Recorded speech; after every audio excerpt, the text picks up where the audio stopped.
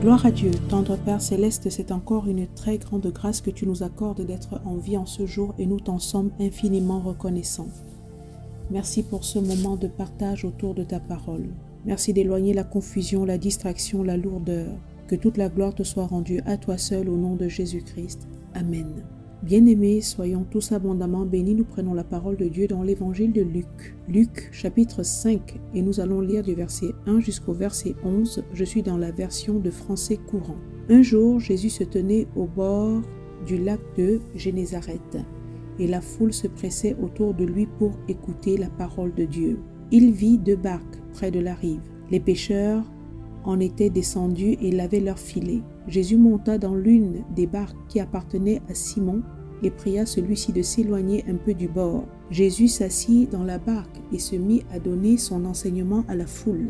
Verset 4. Quand il eut fini de parler, il dit à Simon, « Avance plus loin, là où l'eau est profonde. Puis, toi et tes compagnons, jetez vos filets pour pêcher. » Simon lui répondit, « Maître, nous avons peiné toute la nuit sans rien prendre. Mais puisque tu me dis de le faire, je jetterai les filets. » Ils les jetèrent donc et prirent une si grande quantité de poissons que leurs filets commençaient à se déchirer. Ils firent alors signe à leurs compagnons qui étaient dans l'autre barque de venir les aider. Ceux-ci vinrent et ensemble, ils remplirent les 2 barques de tant de poissons qu'elles s'enfonçaient dans l'eau. Verset 8. Quand Simon-Pierre vit cela, il se mit à genoux devant Jésus et dit, « Éloigne-toi de moi, Seigneur, car je suis un homme pécheur. » Simon, comme tous ceux qui étaient avec lui, était en effet saisi de crainte à cause de la grande quantité de poissons qu'ils avaient pris. Il en était de même pour des compagnons de Simon, Jacques et Jean, les fils de Zébédée. Mais Jésus dit à Simon, « N'aie pas peur, désormais ce sont des hommes que tu prendras. » Ils ramenèrent alors leur barque à terre et laissèrent tout pour suivre Jésus. Que toute la gloire et l'honneur soient rendus à Dieu seul au nom puissant de Jésus-Christ. Fort du passage à peine lu, durant les quelques minutes à venir, nous allons nous exhorter à aller encore plus en profondeur avec Dieu. Bien-aimés en Christ, il est important de chercher à aller toujours plus en profondeur avec l'Éternel tous les jours. Le désir ardent du cœur d'un enfant de Dieu véritable doit être celui de développer une intimité profonde avec Dieu le Père. Nous l'avions dit, en cette année 2025, par la grâce de Dieu, nous ne voulons plus d'une vie spirituelle superficielle. Plus on s'approche de Dieu quotidiennement, plus on le connaît. L'intimité avec Dieu développe le désir fort de lui appartenir encore plus tous les jours et provoque en nous le dégoût pour le péché. En d'autres termes, plus on connaît l'Éternel, plus on l'aime, plus on a faim et soif de lui, et plus nos cœurs se détournent du péché. Nous savons que c'est le péché qui éloigne Dieu de nous, comme le dit Ésaïe 59, versets 1 et 2, que la main de l'Éternel n'est pas trop courte pour sauver, ni son oreille trop dure pour entendre. Mais ce sont nos crimes qui mettent une séparation entre nous et Dieu. Ce sont nos péchés qui nous cachent sa face et l'empêchent de nous écouter. Bien-aimés, en cette année 2025, tout ce qui pourrait constituer une entrave, une barrière entre Dieu et nous, avec l'aide et la grâce de Dieu, doit être éradiqué. Car notre désir ardent doit être celui de marcher en nouveauté de vie, la marche dans l'obéissance. Dans l'extrait à peine lu, nous voyons qu'une grande foule pressait tellement le Seigneur Jésus-Christ lorsqu'il était auprès du lac de Génézareth que cela l'empêchait d'enseigner efficacement. Et donc il décida de s'éloigner un peu du rivage et monta dans la barque de Simon afin que tous puissent écouter la parole de Dieu. Je rappelle dans cette édition que la foi vient de ce qu'on entend. Et ce qu'on entend provient de la parole de Christ telle que le dit Romains 10, verset 17. Plus nous écoutons l'évangile, la parole de Dieu droitement divisée, plus cela crée en nous la foi. Le véritable évangile élève Dieu et non pas un être humain. Le véritable évangile nous fait dépendre de l'Éternel et non pas d'un quelconque ministère ou encore ministre d'évangile. Dans les versets que nous venons à peine de lire, il y a une phrase qui retient l'attention. Elle se trouve dans le verset 4 où le Christ a dit à Pierre, « Avance plus loin, là où l'eau est profonde. » Bien-aimés, avançons plus loin. Comme je le disais tantôt, la vie, la marche avec Dieu ne doit pas être stagnante. Notre désir ardent en tant qu'enfant bien-aimé, choisi par Dieu notre Père, doit toujours être celui d'aller plus loin dans la connaissance de notre Papa, de qui est-ce qu'il est réellement. Le connaître toujours plus en profondeur afin de pouvoir discerner quelle est sa volonté, ce qui lui est bon, agréable et parfait. Et cela passe, comme Paul l'a dit dans Romains 12, par le fait d'offrir nos corps comme sacrifice vivant, saint, agréable à Dieu, ce qui est de notre part un culte raisonnable, sans toutefois nous conformer au siècle présent, mais se laissant transformer par le renouvellement de l'intelligence.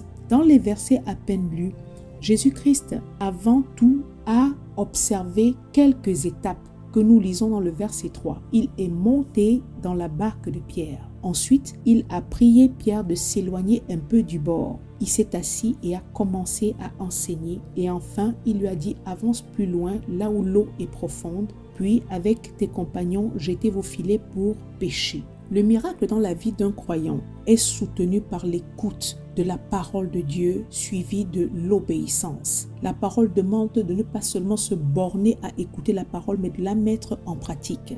Aujourd'hui, au travers de cette édition, Dieu voudrait s'adresser à une personne qui est en train de stagner, qui a du mal à avancer, comme Pierre l'était avec ses compagnons jadis. Ils étaient déjà en train de laver leurs filets. Ils étaient peinés, comme la parole le dit, ils étaient attristés de n'avoir pu rien pêcher. Cette édition s'adresse à une personne qui fait face à différents blocages et peut-être même qui est en train de crouler sous le découragement. Bien-aimés, sachons-le bien, la parole de Dieu n'arrive jamais jusqu'à nos oreilles au hasard. Le psaume 107 verset 20 dit que Dieu envoie sa parole et c'est elle qui nous délivre de la fausse. De même, l'Ésaïe 55, 11 dit que la parole qui sort de la bouche de Dieu ne retourne point à lui sans effet, sans avoir exécuté sa volonté et accompli ses desseins. Donc chaque fois que la parole de Dieu nous est prêchée, c'est avec humilité et douceur que nous devons toujours être prompts à la recevoir. Car à l'intérieur se trouve l'encouragement, la force nécessaire pour avancer. La parole de Dieu, c'est le médicament. Dieu n'a pas changé et il ne fait point d'acception d'homme. Ce qu'il a fait dans le passé pour un tel, pour Pierre et ses compagnons, il peut encore le refaire aujourd'hui pour toi, pour moi, au nom puissant de Jésus-Christ. Je le redis encore à nouveau, à une personne qui est fatiguée, qui est lassée de chercher encore et encore en vain, Dieu te dit avance plus loin, va encore plus en profondeur. Dans ce passage, Jésus-Christ s'est servi de la barque de Pierre comme pupitre pour enseigner la foule. Bien-aimé, avec ce que tu possèdes, sers le Seigneur et tu verras qu'il saura te récompenser. Ensuite, il indiqua à Pierre exactement l'endroit où se trouverait une si grande quantité de poissons, alors qu'en étant pêcheur expérimenté, Pierre et toute sa clique avaient travaillé en vain toute la nuit. Le Seigneur est omniscient et il sait toutes choses. Quand Dieu parle, quand il donne une instruction, il ne nous demande pas forcément de réfléchir ou alors d'essayer de tout comprendre, mais simplement de lui obéir. Sachons-le bien, rien ni personne n'est caché devant Dieu. Aucune situation que nous pouvons être en train de vivre actuellement n'est étrangère à Dieu. Bien-aimé, on ne peut pas informer Dieu de quelque chose. Il sait toutes choses. Aujourd'hui, au travers de cette édition, il dit à une personne qui m'écoute, avance plus loin. Concrètement, cela signifie premièrement, éloigne-toi des rives. Éloigne-toi de toutes sortes de distractions. Examine-toi toi-même. Chacun parmi nous ici connaît sa vie. Il sait parfaitement quelles sont ses relations, quelles sont ses habitudes au quotidien. Il sait ce qu'il pratique au quotidien. Il sait donc parfaitement qu'est-ce qui peut l'encombrer, qu'est-ce qui peut encombrer son esprit, sa tête, occuper ses pensées et qui ne sert strictement à rien. Dieu demande éloigne-toi des rives ou encore débarrasse-toi de tout genre de fardeau, de tout ce qui peut te stresser, de tout ce qui peut même te séparer d'avec moi, de tout ce qui ne produit en toi que lourdeur, fatigue, découragement, aveuglement spirituel. Coupe-toi de toute chose qui ne t'amène nulle part, si ce n'est que dans l'agacement, la fatigue, la colère, la nervosité et autres. Si comme Pierre, tu as constaté que tu es fatigué et as cherché en vain certaines choses, aujourd'hui au travers de cette édition, Dieu te dit que c'est à toi de décider de prendre le large, de te couper. C'est une décision qui t'est personnelle. Le Seigneur ne viendra pas le faire à ta place. Est-ce que tu vas choisir d'accepter cette invitation qu'il te donne aujourd'hui? Avance encore plus loin. Je l'ai dit, premièrement, cela représente éloigne-toi des rives. Deuxièmement,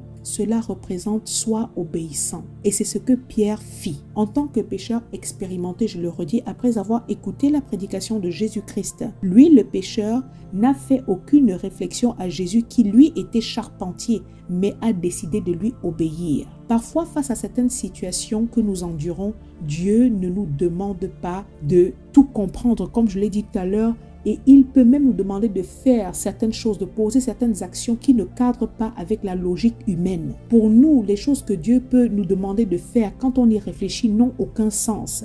Je rappelle dans cette édition que les valeurs de Dieu ne sont pas les nôtres. Ésaïe 55, verset 8 dit que les voies de Dieu ne sont pas les nôtres. Ce que j'essaie de dire, c'est ceci.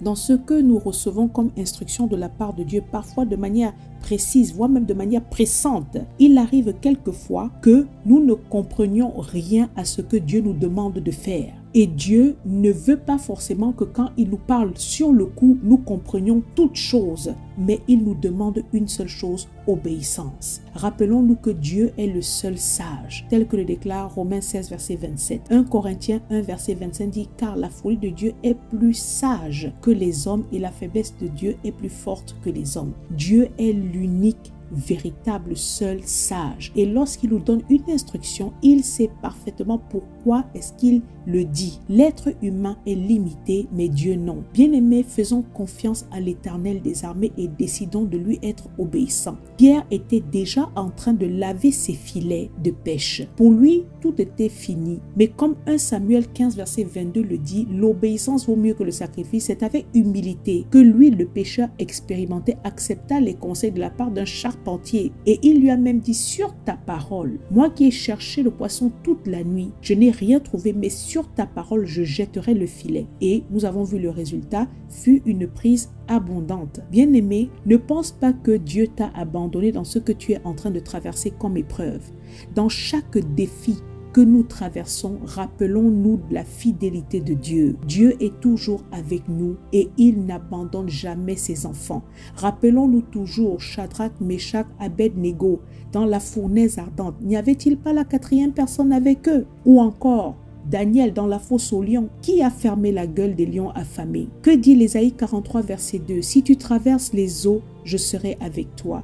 Et les fleuves, ils ne te submergeront point. Si tu marches dans le feu, il ne te brûlera pas et la flamme ne t'embrasera pas. Dieu n'abandonne pas ses enfants dans les moments d'affliction, mais dans les épreuves, il nous communique des solutions. Mais pour cela, il faudrait que nous soyons également prompts à écouter. Bien-aimés, avance encore plus loin signifie troisièmement développe une communion avec Dieu. Les épreuves dans la vie du croyant ne doivent pas l'éloigner de l'Éternel, mais plutôt le rapprocher de Dieu. Dans l'épreuve, on grandit. Dans l'épreuve, on devient encore plus proche, plus intime avec Dieu, car on apprend à l'expérimenter et à mieux le connaître. On apprend à discerner mieux sa voix. Dieu nous parle, mais pour pouvoir l'écouter, il faut avancer encore plus loin. Comme nous l'avons dit premièrement, s'éloigner du bord, de toute forme de distraction, de bruit, prendre la décision de lui obéir, désirer aller plus loin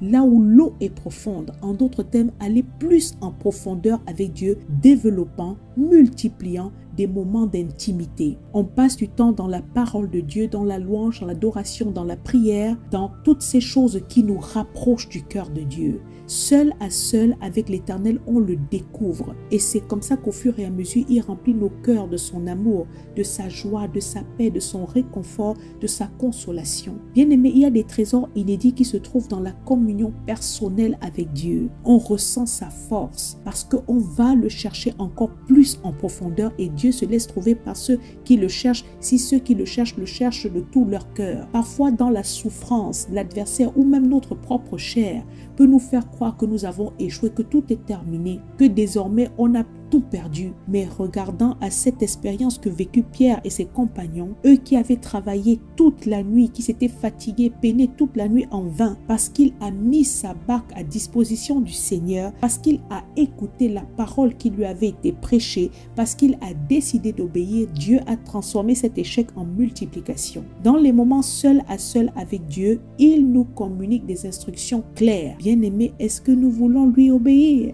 Avançons plus loin, encore plus loin.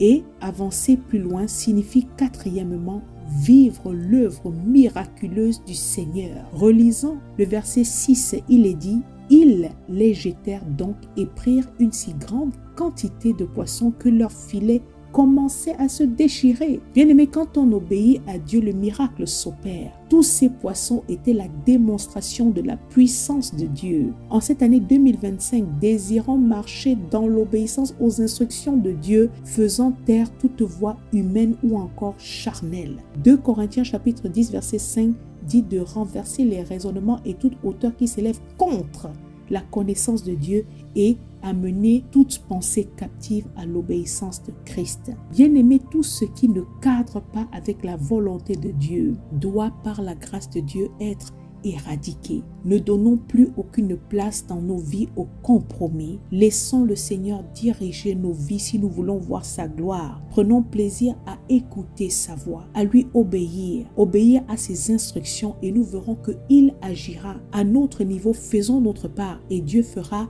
la sienne et nous récolterons les bénéfices de nos vies d'obéissance. Et enfin, en guise de conclusion à l'édition d'aujourd'hui, avance plus loin signifie également en 5e position commencer une nouvelle vie avec le Seigneur. Relisons à nouveau le verset 8. Quand Simon-Pierre vit cela, il se mit à genoux devant Jésus et dit: éloigne-toi de moi, Seigneur, car je suis un homme pécheur. Simon, comme tous ceux qui étaient avec lui, était en effet saisi de crainte à cause de la grande quantité de poissons qu'ils avaient pris. Il en était de même des compagnons de Simon, Jacques et Jean, les fils de Zébédée. Mais Jésus dit à Simon: n'aie pas peur, désormais, ce sont des hommes que tu prendras. Ils ramenèrent alors leur barque à terre et laissèrent tout pour suivre Jésus. Bien-aimé, face au miracle, Pierre s'est prosterné devant le Christ car il a ressenti en lui un profond sentiment d'indignité. C'est la même chose qu'éprouva Ésaïe en Ésaïe chapitre 6 verset 5. Il a dit: alors je dis, malheur à moi, je suis perdu car je suis un homme dont les lèvres sont impures. J'habite au milieu d'un peuple dont les lèvres sont impures et mes yeux ont vu le roi, l'Éternel des armées. Bien-aimé, pour Pierre, c'était le début d'une nouvelle vie. Mais Jésus lui a dit à Simon: n'aie pas peur, désormais, dorénavant, ce qui implique un changement de vie. Simplement parce qu'il avait décidé d'obéir aux instructions. À l'instruction avance plus loin. La rencontre avec le Christ l'a fait passer de pêcheur de poissons à la pêche aux hommes, de simples travailleurs pour subvenir aux besoins de sa famille, à la condition d'ouvrier de Dieu. Là où il n'y a plus besoin ni de barque, ni de filet, comme il est mentionné dans le verset 11, qu'ils ont ramené leur barque à terre et ils ont laissé tout pour suivre le Seigneur Jésus-Christ, lui qui est le seul chemin, vérité et vie. Que Dieu vous bénisse abondamment au nom puissant de Jésus-Christ. Amen.